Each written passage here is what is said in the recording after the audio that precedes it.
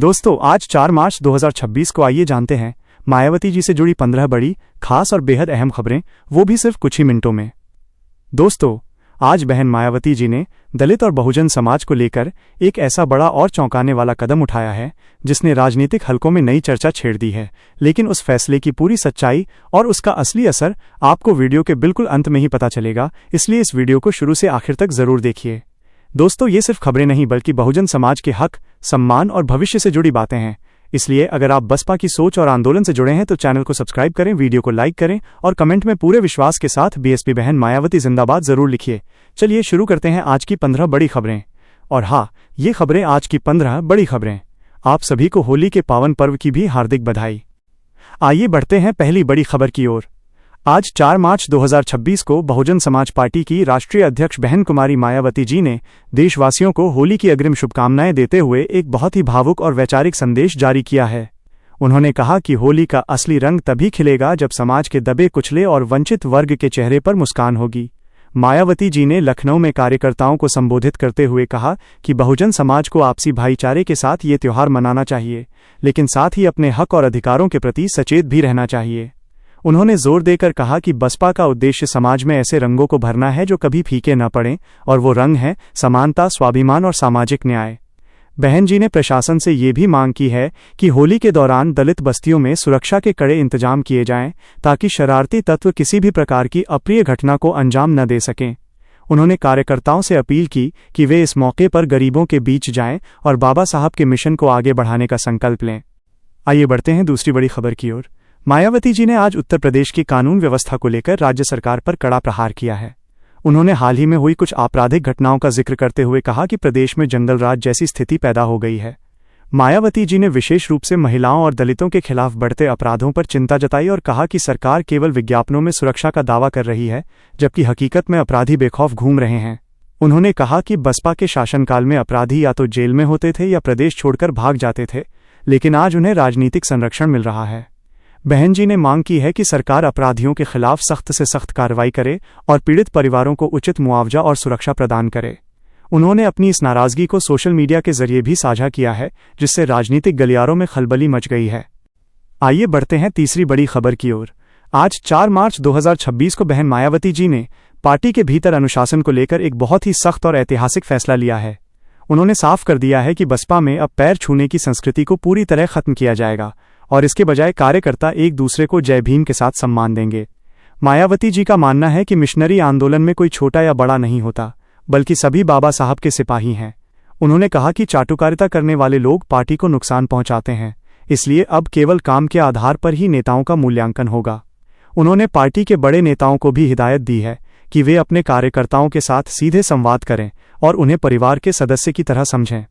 मायावती जी ने कहा कि बसपा एक अनुशासित फौज है और इसमें अनुशासनहीनता के लिए रत्ती भर भी जगह नहीं है। यदि कोई नेता या पदाधिकारी पद का दुरुपयोग करता पाया गया तो उसे बिना किसी देरी के बाहर का रास्ता दिखा दिया जाएगा। आइए बढ़ते हैं चौथी बड़ी खबर की ओर। आज मायावती जी ने 2027 के उत्तर प्रदेश विधानसभा चुनावों के लिए अपना ब्रह्मास्त्र चल दिया है। उन्होंने स्पष्ट घोषणा की है कि बसपा इस बार किसी भी दल के साथ कोई गठबंधन नहीं करेगी और अकेले अपने दम पर चुनाव लड़ेगी। बहन जी ने कहा कि पूर्व के अनुभवों से ये साबित हुआ है कि गठबंधन करने से बसपा का वोट तो दूसरी पार्टियों को ट्रांसफर हो जाता है, लेकिन दूसरी पार्टियों का वोट बसपा को नहीं मिलता, जिससे पार्टी को नुकसान उठाना पड़ता है।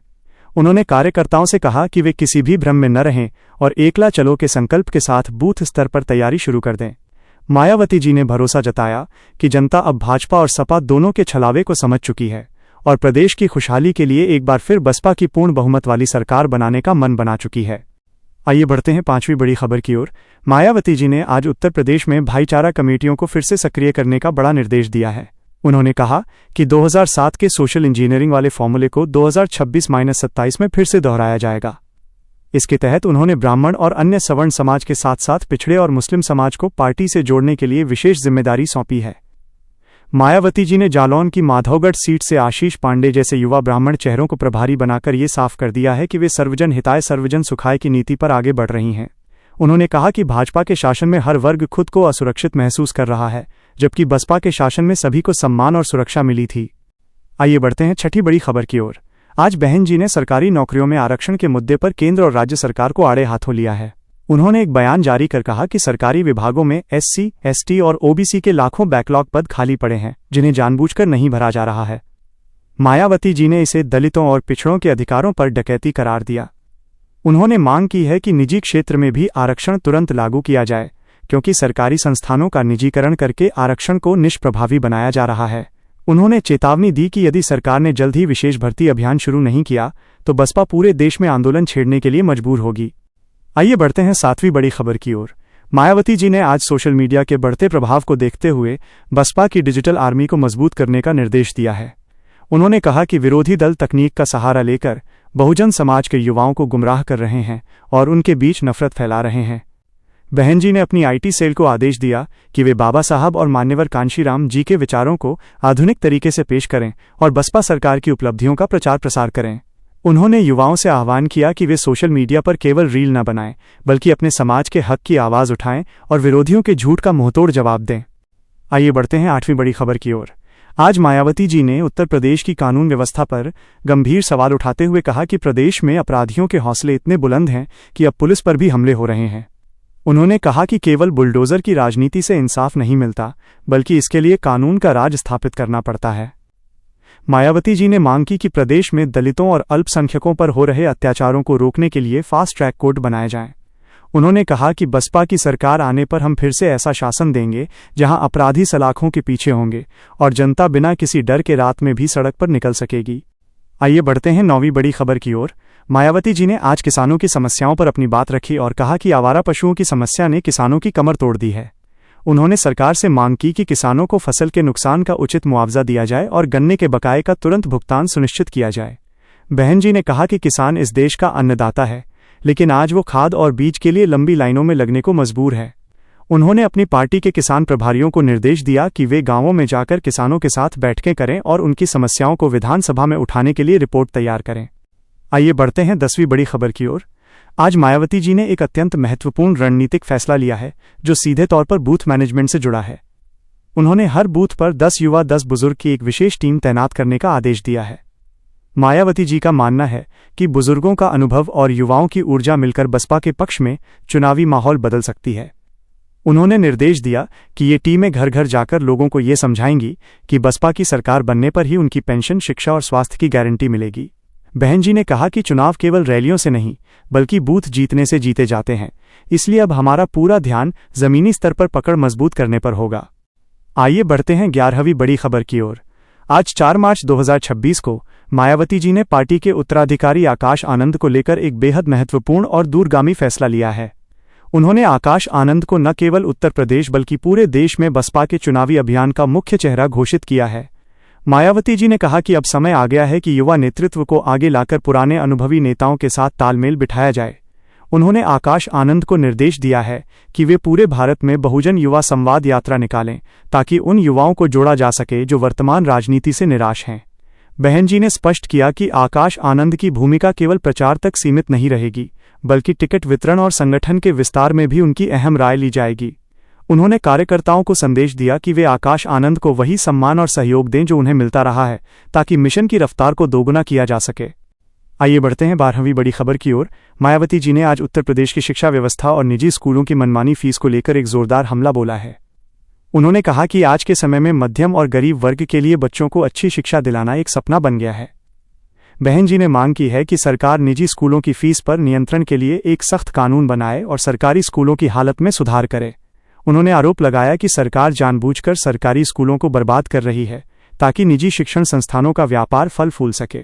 मायावती जी ने कहा कि बसपा के शासनकाल में हमने कई विश्वविद्यालय और उच्च शिक्षण संस्थान खोले थे जहां हर वर्ग के बच्चों को सस्ती और गुणवत्तापूर्ण शिक्षा मिलती थी।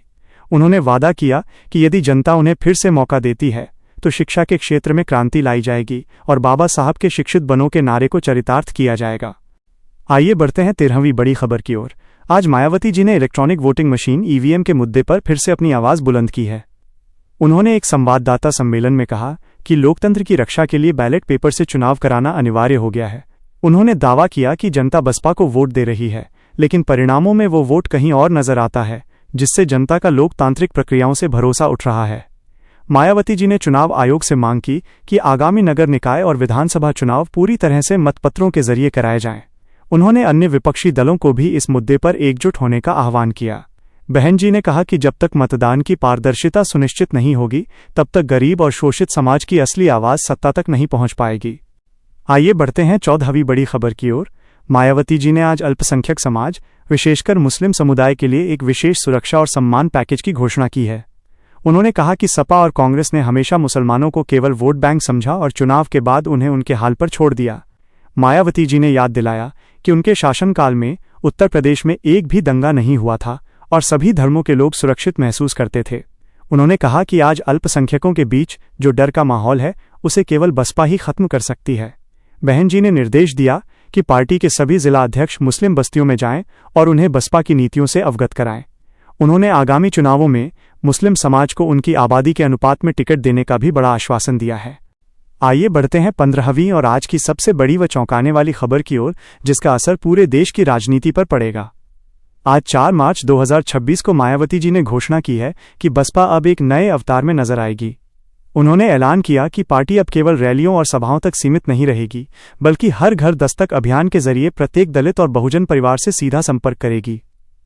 लेकिन सबसे चौंकाने वाला फैसला यह रहा कि मायावती जी ने आज ये संकेत दिया है कि यदि बसपा सत्ता में आती है तो वे मुख्यमंत्री पद के लिए किसी अति पिछड़े या दलित युवा चेहरे को आगे कर सकती हैं, जबकि वे स्वयं राष्ट्रीय राजनीति और मिशन के व्यापक विस्तार पर ध्यान केंद्रित करेंगी। उन्होंने कहा कि मेरा अंतिम लक्ष्य कुर्सी पाना नहीं, बल्कि बहुजन समाज को इस देश का हुक्मरान बनाना है। इस ऐलान ने विरोधियों के होश उड़ा दिए हैं और बसपा कार्यकर्ताओं में एक नई ऊर्जा भर दी है। दोस्तों, ये थीं आज 4 मार्च 2026 की मायावती जी से जुड़ी 15 बड़ी और अहम खबरें। उम्मीद है कि आपको ये जानकारी पसंद आई होगी। अगर आप बसपा की विचारधारा से जुड़े हैं तो वीडियो को लाइक करें और कमेंट में बीएसपी बहन मायावती जिंदाबाद जरूर लिखें।